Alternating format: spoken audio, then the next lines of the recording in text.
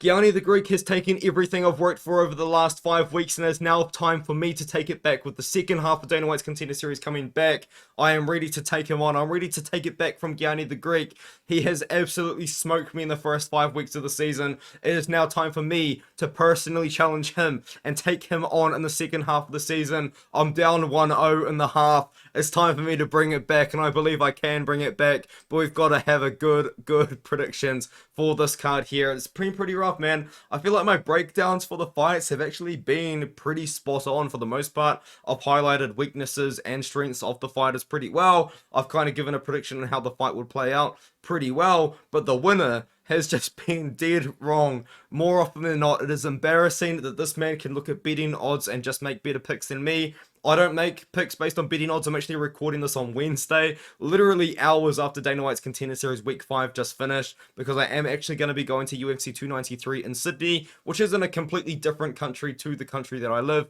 I don't live in Australia, despite popular belief. I live in New Zealand, but that's not even the point. As well as getting into this video, I am going to be flipping a coin as well to add to the randomness of Dana White's Contender Series. I'm going to give you guys my picks based on my tape study and what I have seen, but I'm also going to be adding to the randomness. I'm going to be flipping a coin. I know the MMA Guru did this in the past with women's MMA. I'm going to be doing it for every single fight. I have completely stolen his idea, so I'll give him the credit for it, but Dana White's Contender Series is completely random. I'm going to give you guys my picks as well as the coins picks. We're going to see who wins, because honestly, at this point, the coin might win. But now, let's get into it. As always, though, you do have the We Want Picks Premium membership and my BetUS link just down below. Let's get into it. So the first fight of the night is going to be Julia Polastri taking on Patricia Alujas. Now, Tapology does have it listed at flyweight. I do believe it's going to be at 115 pounds, as they also have it listed here. I'm about 99% sure this fight is going to be at strawweight, but maybe things could change. I'm actually recording this on Wednesday,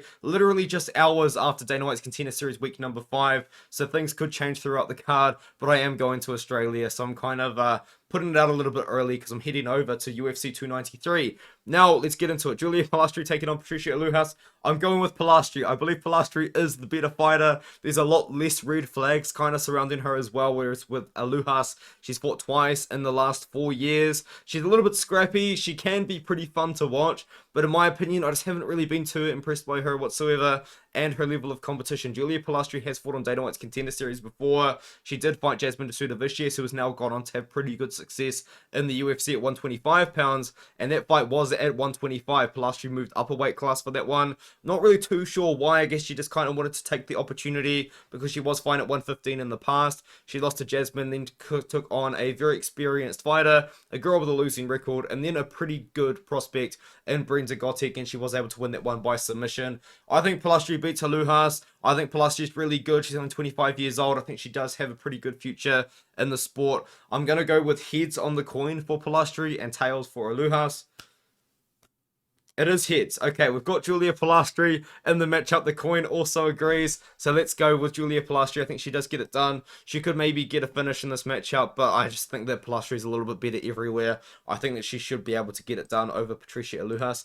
And another fight which I do have a relatively confident pick in. Now, it is worth noting that this is heavyweight MMA and anything can happen, especially because this is two strikers and two guys that are probably going to stand and bang with each other. Eduardo Neves taking on Jhonata Diniz. Eduardo Neves is only 23 years old, which is kind of crazy because he's quite young and he has achieved a pretty decent amount in his heavyweight career already, especially when you do consider that a lot of heavyweights are typically quite old.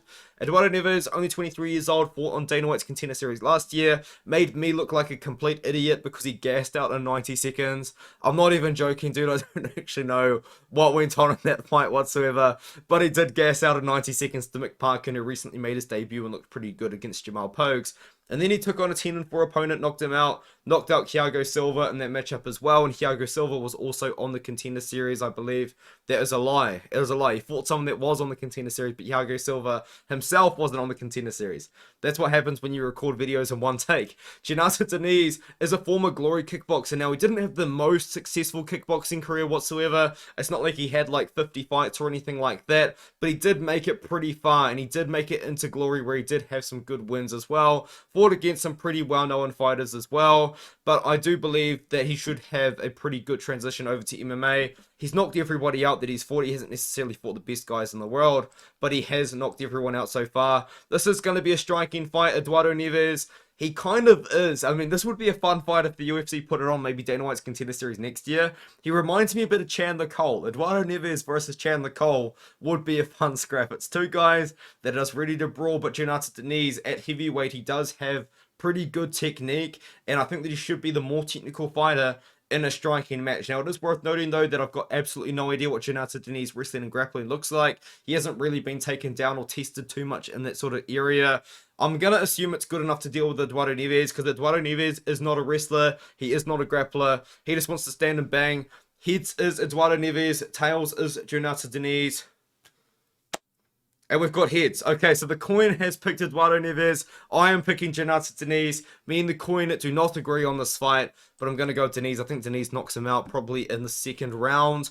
I think Neves might look good to start, but I think he's just going to blow his load and gas out again like he did against McParkin. So now let's move on up the card. Jun Matsumoto taking on Kasey Tanner. One thing I'm going to say about this fight is Kasey Tanner and the Tapology votes, incredibly underrated. Only 7% people picking Kasey Tanner, which is crazy. This is actually one of those fights I kind of am sad that it's going to happen, because someone is going to lose. And for Kasey Tanner, he's almost 32 years old at bantamweight right now. It kind of is now or never for him, whereas Jun Matsumoto is 24 years old, already has a crazy record, 13-0, and he has fought pretty good guys to build up that record. You know, it's pretty impressive what he has managed to do. But to talk about Kasey Tanner, I think Kasey Tanner's a UFC level bantamweight. This guy is really, really good, and I cannot believe that only 7% of people are picking him on Tapology. It is absolutely insane. Tanner, as I said, he's very good. He's a good striker, but he also wrestles as well, and wrestling kind of is the main part of his game. He's never really had any issues with taking people down whatsoever. When he took on his best opponent, I believe, yes it was, against Terry Bartholomew, he had absolutely no issues really getting him down to the mat and was able to dominate with very heavy top control in that matchup. He works the body very well when he's striking, throws a lot of kicks, and just is a pretty good striker. There isn't really a lot of weaknesses to Kasey Tanner's game that I can notice, but the thing about Jun Matsumoto, there are weaknesses to Jun Matsumoto's game. I have seen Jun Matsumoto taken down. I have seen Jun Matsumoto struggle in fights. I've seen him hit before as well. But one thing I guess you could argue about Jun Matsumoto is he does have a much more aggressive style, which would kind of put him in worse positions than Kasey Tanner's style, I guess. And also another thing as well, that Jun Matsumoto, I would argue, is fighting the much higher level of competition. Kasey Tanner's best win is over this guy who was 7-3 at the time. He beat a 2-3 opponent, but he just kind of dominated him. There's not really a lot to learn about that fight, but this is a good fight to watch. I think this is the best fight to watch on Kasey Tanner. Really showcases good skill. Before, he's not really fighting the best guys, and he's been very inactive in his career as well. Whereas Jun Matsumoto, who's only 24 years old, fought 5 times in the last 2 years, and he has fought good guys, you know what I mean? Like, even from the start of his career, when he was 6-0, he beat a 4-0 guy, 10-3, 13-6, 9-3, 9-1, 7-0. He's beaten good guys. Now, this 7-0 guy, he did have a pretty padded record, I will be honest. He did get a win over a 4-18 opponent. You get the point. It wasn't a good 7-0, but Jun Matsumoto did manage to get a good win in that matchup. He actually almost got the guillotine in the very first round, but ended up getting it in the second.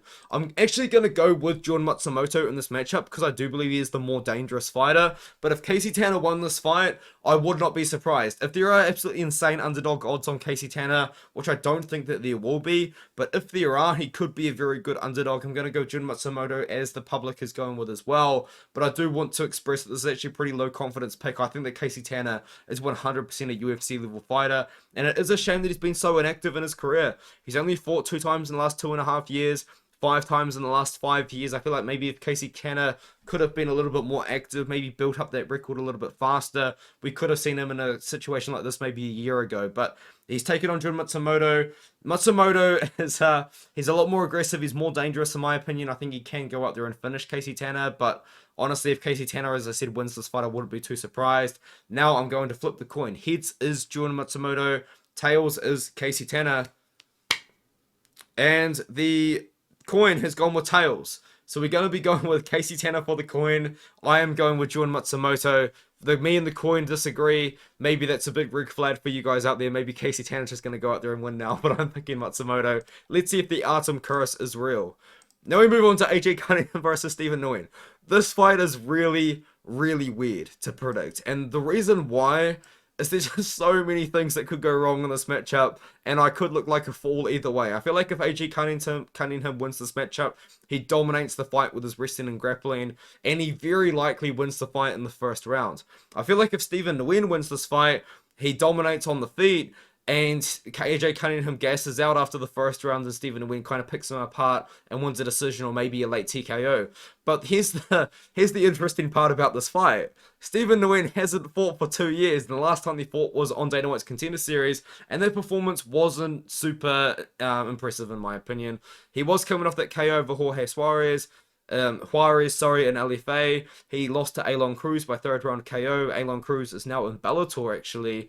But Stephen Nguyen, like, where has this guy been? He's fought 5 times in the last 5 years. You can actually tell that he's a pretty good striker. He's a very good boxer, but he's just not been doing anything. I'm really confused what he's been doing for 2 years, because in the last 2 years, he could have just been doing a little record padding. You know, he could have fought a few guys and losing records, took it on a couple of guys, and maybe had like a 10-1 record, 11-1 record in the UFC. Would have been like, wow, that's a nice record. We could have just picked him up from there. But instead, I don't really know what he's been up to, because if you go to his Instagram, he's been training. He's been hard at work, you know, training, and I don't know what he's really been doing. Why has he not been fighting for 2 years? Maybe something happened in his life and he just decided to take a break. But now we can move on to AJ Cunningham, because speaking of life stories, this guy's life story is insane. He came up in a pretty rough sort of family. I'm not going to go too far into it, but if you look into AJ Cunningham's life, it actually is quite insane. But when it comes to his fighting, AJ Cunningham, 2 sort of things happen. Sometimes he goes out there with absolutely no respect for his opponent whatsoever, and he just completely empties the tank in the first round, going for a finish, going for his wrestling, going for his grappling. Or sometimes he can fight at a pretty controlled pace. He took on this guy Jason Mullen, who was 6-4 at the time, and that fight was at a pretty controlled pace. And AJ Cunningham in the second round was visibly tiring out. And that's one thing that I've noticed about AJ Cunningham's gas tank. I worry about his gas tank a lot. Now, he does have a very good first round all the time. Sometimes he is just going out there, emptying the gas tank in the first round, and then slowing down in the second and third and losing. That's how he does lose some of his fights. Or he has close fights and fights that he shouldn't be having. But against Jason Mullen, this fight he fought a lot more controlled. A lot of the fight was on the feet, and he was slowing down a lot in the second round. But it is worth noting he is very, very big for this weight class, and he does have good wrestling and grappling. But even in this matchup, he was striking a little bit too much for my liking, in my opinion. Because one thing I am going to say about AJ Cunningham striking is it definitely is a work in progress. He's very hittable on the feet, but when it comes to his wrestling and grappling, he's very dominant. He's a very, very good wrestler and grappler. And if I do believe if AJ Cunningham wins this fight, it's going to be with that wrestling and grappling. If you can believe it, I'm actually going to pick Stephen Nguyen, but I want you guys to know that this fight literally is a coin flip, because Stephen Nguyen hasn't fought for 2 years. AJ Cunningham, you know, he's a very good wrestler and grappler. Who knows how good Stephen Nguyen's takedown defense is going to be. I mean, it's just one of those fights. It really is. I'm going to go with Stephen Nguyen. I do believe that AJ Cunningham is going to slow down throughout the fight. I think Nguyen should be able to have a pretty good game plan, keep the fight on the feet, work the body early on, put on a pretty high pace is what I would do if I was fighting AJ Cunningham, make AJ Cunningham work in that first round, because he has shown that he does consistently slow down after the first. So give me Stephen Nguyen to win this fight by decision or late TKO. It's a weird fight, man. I kind of do wish that AJ Cunningham wins, because I can trust AJ Cunningham to fight more often than Stephen Nguyen. Like, this guy he's just not fighting, man. But anyway, heads is going to be AJ Cunningham, tails is going to be Stephen Nguyen. And it's heads. Okay, so me and the coin disagree again. The coin has AJ Cunningham. I have Stephen Nguyen. In my opinion, do not bet this fight. Stay away from this fight. I mean, there's just red flags galore. Hopefully, I brought up enough red flags to scare you away from this one. Do not bet on this fight. It is not worth it. I'm going to go with Stephen Nguyen to win, though, in this matchup. And now we can move on to James Llontop taking on Malik Lewis. I am losing to Peru. That's another thing. I'm not taking on Peru. I'm not taking on Peru whatsoever. But Peru fighters consistently make me look silly. You know, in the first week where I picked against Peru and I lost, I believe it's like the third week I picked against Peru. I picked Robbie Ring to win that fight. and he lost. And I'm gonna do it again. I'm actually gonna pick Malik Lewis in this matchup, but I do have reason to pick him. But we'll get into the fight now. It's gonna be James Llontop taking on Malik Lewis at 155. If you guys can remember, Malik Lewis, he did actually fight against Trevor the Peak, and he was beating on Trevor the Peak for about 4 minutes of the first round. It was really looking good in that fight. I picked Malik Lewis in that matchup as well. And Trevor the Peak with his rock solid head, man, and it's just an unbelievable chin and will to win the fight. Come back at the end of the first, come back in the second round, and managed to finish the fight against Malik Lewis. It was absolutely insane. Malik Lewis's cardio failed him in that fight. Malik Lewis was beating Trevor the Peak, and he gassed out and lost. Malik Lewis come back. He took on this guy Paulo Silva, who was 8-6, won the fight in the third round.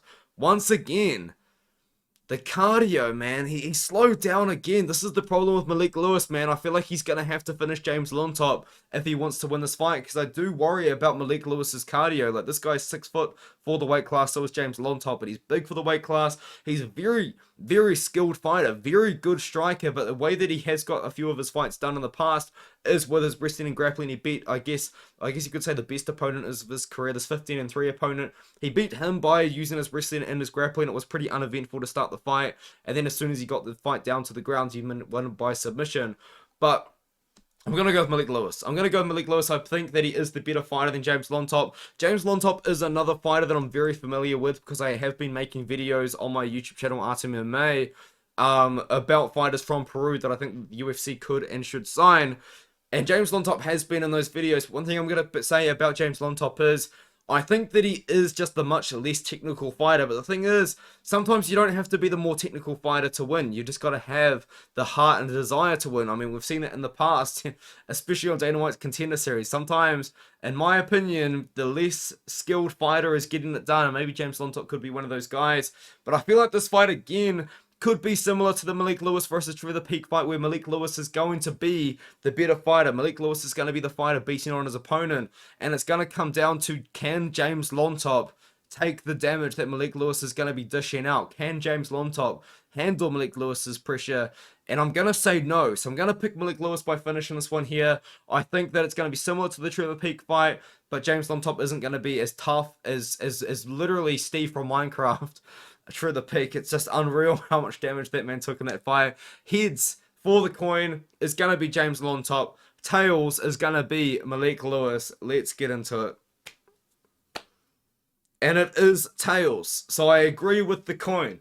The coin has Malik Lewis. I have Malik Lewis. I mean, it's going to be the Peru court curse of me versus the coin and my tape study. Let's see who can win. Honestly, it's just at this point, who knows. But I am with Malik Lewis. Only 11% of people are picking him on Tapology. That's crazy.